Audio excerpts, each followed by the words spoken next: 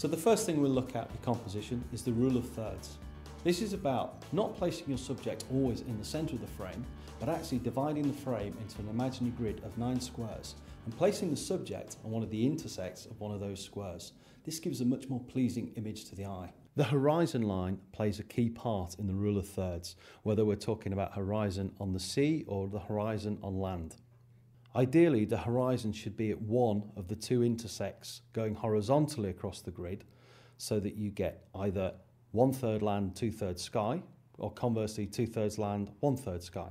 The subject in this image is standing right in the centre of the frame with an island growing out of the top of their head. And really it's just a snap of the subject, whereas it could be greatly enhanced by actually incorporating the background into the photograph. So if we have a look at the next image, we see Lee moved slightly over to the left and the island now actually being part of the photograph itself. And if you look where Lee's standing, it's on one of the intersections of the rule of thirds. Another useful tool we can use in composition to try and enhance the final image is a technique called framing. So here we've got a really lovely glade. The mist is just starting to clear and the sun's coming through. We've got the sunlight streaming through the trees. And in the middle we've got this enormous tree stump. And I'm going to use that as a centerpiece for my photograph.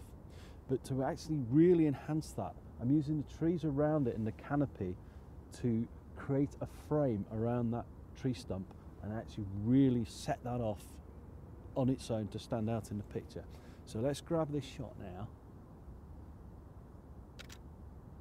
There we go. And then what we'll do, we'll have a look at the picture and we'll see how the trees and the canopy frame around that centerpiece of the tree stump. So as described, when you look through this picture, you can see the large tree stump in the clearing with the sun filtering through the trees and the mist.